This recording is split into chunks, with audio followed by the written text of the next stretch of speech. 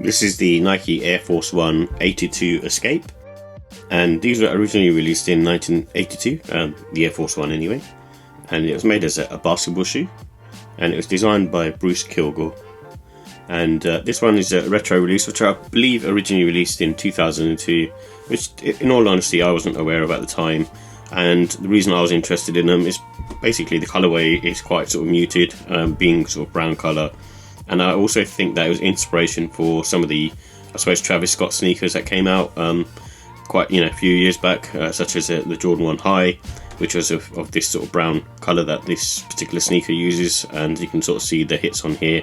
It's got the darker brown and this sort of lighter shade of brown, and then you got like the red hits on the Nike Air tag, which on the Jordan 1 High, you saw the Travis one using similar sort of colours, which is called Bison, and then the red text also being in the Travis Scott type text, which was, I think, was a Cactus Jack.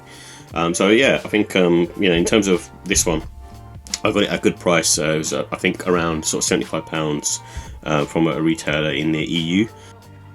So with the details, it comes in a white, bison and black colour scheme, so you can sort of see on here, as I said earlier, it's got different shades of brown. I think bison probably is the darker shade maybe, and then this lighter shade, I guess it's some other brown colour, but they've just referred to it as bison. And it has pretty much a full length air unit. It's about 3/4 inch, so it should cut off to around about here at the front. And obviously it's one of the original air units that's in a basketball sneaker. Maybe it was probably the first one, but I know they had some in a running shoe before that as well. I think such as the Pegasus. But it works pretty well. I wouldn't say it's like anything spectacular. And it also has a polyurethane midsole, and this, again, similar to Jordan 1, has a cup sole on the outside that wraps around the sneaker. And it also has a rubber outsole.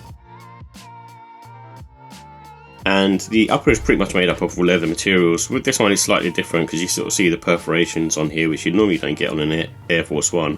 And I think it's good because it's better to sort of wear in sort of certain environments. And the price for these were £135, which is slightly more than other sneakers.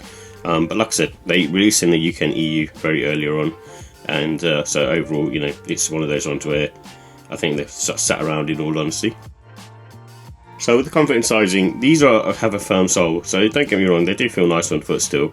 It's just like if you're expecting sort of soft, plushy comfort, compared to sort of modern day running shoes, it's not that.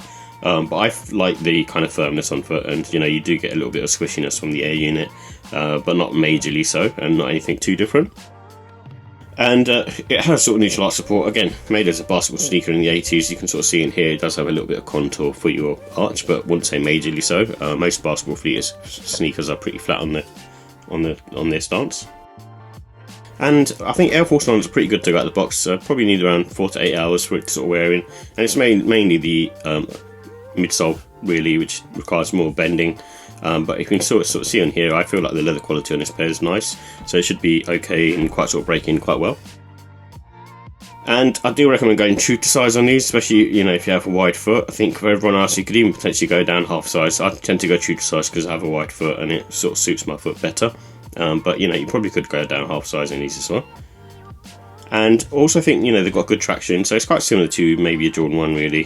So you got the outline radial pattern going on, and this seems to work well as sort of pivot points back in the day, especially for basketball.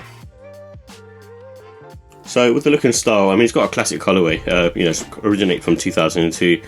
Just this sort of brown, white and black, it wasn't very that common, back then. And I think it works well, and it gives it that more sort of shoe-like appearance, especially sort of during the autumn winter time.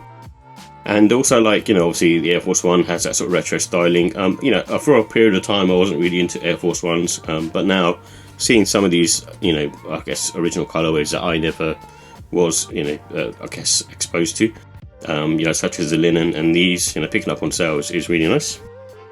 And I'd say this one's good for sort of spring, autumn time. The reason I say that, you can wear in that winter as well, but like I said earlier, because it's got the perforations on there, I think it lends itself well to being a good sort of spring, autumn sneaker, and it'll kind of keep you a little bit protected from the water elements, but also one of those sort of sneakers that you don't need to sort of wear, I guess, in sort of rainy conditions because of the suede on there, but obviously each to their own. But it's one of those ones where I feel like it will serve you well during the spring, autumn times. And these ones, again, I think they're perfect for casual, smart casual.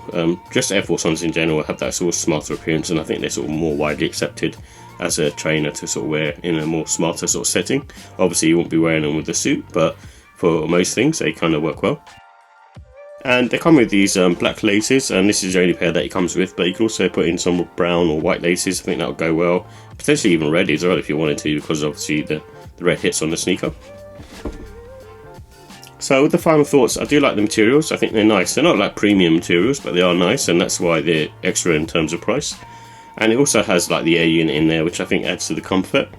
And also the wintry colour in general, I think it does look really cool on foot, and it's a classic colourway. And I do like the breathable holes, and what I will say is this is, there's other Air Force One shapes, because there's the 07 shape, for example. This is using the 1982 OG shape, so, and then it's got the little do-brake to kind of tell you that as well. So with the cons, obviously the comfort is going to be on the firm side. So if you're expecting soft comfort, you're not going to get that, but most people, like the comfort of an Air Force One. And also the price at £135. Obviously the Air Force One's sort of keeping up in price, and this one is sort of £10 lower than the Jordan 1 Low, which arguably is kind of similar in terms of tech. But overall, it's still quite an expensive shoe, but I was lucky to grab them myself.